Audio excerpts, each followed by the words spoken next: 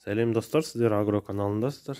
Бүгінгі видеомызда бізде ұсақ мал, қой, ешкі бордақылауға арналған орын туралы, қалай бордақылау керек, сол туралы айтатын боламын. Біздің қазір бордақылап жатқан малымыз, ешкі малын бордақылап жатырмыз. Бұл қорамызда қазір 14 ешкі тұр. Бірақ бұл қораға 50 басқа дейін сыйып жатады. Былтыр осы қораны арнайы жасап бордақыға салған кезде 50 бас қой бордақыланғанбыз. Бұл қораның өзінің бір керемет жерлері бар салуда.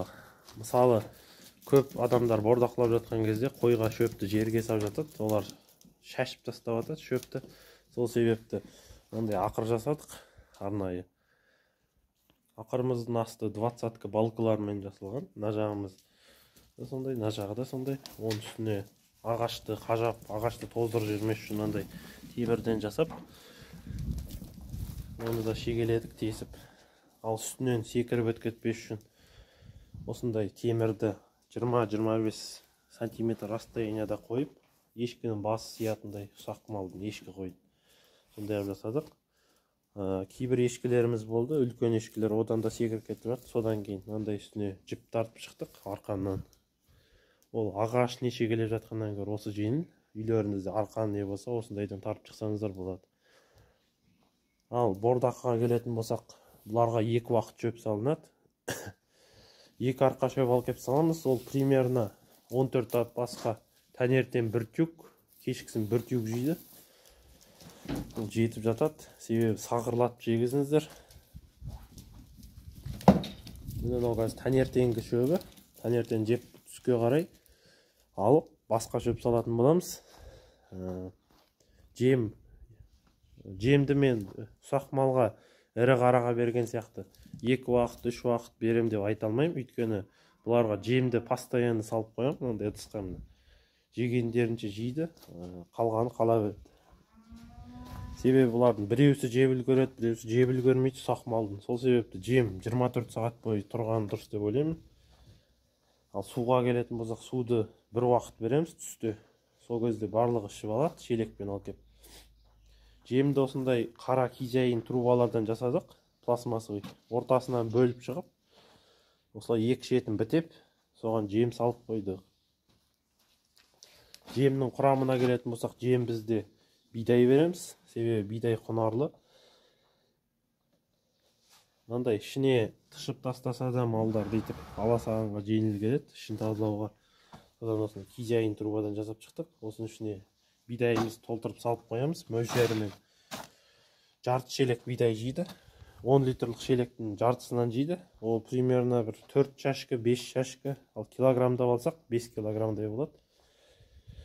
Өйткені шелегіміз 10 килограммды, соның жартысынан берсек 5 килограмм береміз. Мына ешкілер мысалы бордақыланып болып қалды, семіріп. Бұлар қазір бордақының 21-ші күнінде, примерно 30 күнге келгенге таман уже сойып жатамыз шетінен. Бордақылап болып. Малдарыңыздың санына қарай осындай трубадан кесіп жасай берсеңіздер. Көп қылып жасап қойдық. Қазір мынаның ішіне ешкі түсіп алыпты. Бұған кейіннен мынандай ағаштан шегелеп, ішіне түсе алмайтын да жасайтын боламыз. Және де көптеген адамдар комментарийде сұрап жатыр, астын қалай тазалайсың, қанша уақыт тазалайсың. Көбінесе бұлардың астын тазалап жатпаймын.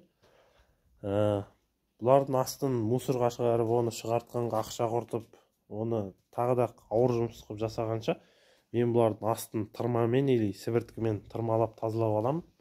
Содан кейін бір жерге үйіп, мысалы мынандай, енді ешкі қой ұстайтын адамдар бәрінде үйінде сиыр бар деп ойлаймын. Мынандай сиырдың астына салып тастаймын.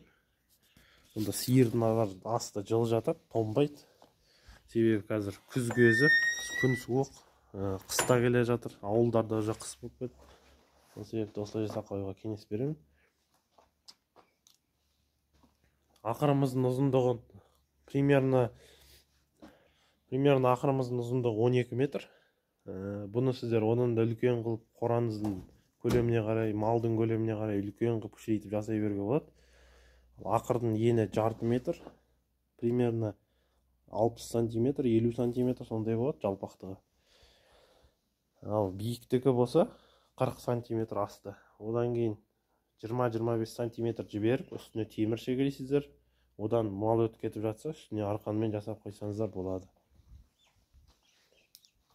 Ешкі мен қой бордақылаудың аса бір қиын несі жоқ. Осылайынан шөбін салып, дұрыстап суын беріп, жемін салып қойсаңыздар, бордақы тез жүреді. Ешкілеріміз 100% дәрісіз, қоспасыз семіріп жатыр. Қазір бұларды біз текеге қоспай ертерек бордақыға алып келдік. Ертерек бордақылансын деп. Ал текеге қосып жіберсеңіздер, онда олар бордақылау қиынға түседі, себебі ішіне лағы өсіп кетеді, бордақыланып болғанша. Сол себепті осылайынан текеге қоспай күз уақытында ертерек алып келіп қойдық. Достар, видео ұнаса каналға тіркеліп лайк басып, комментарий жаза кетіңіздер.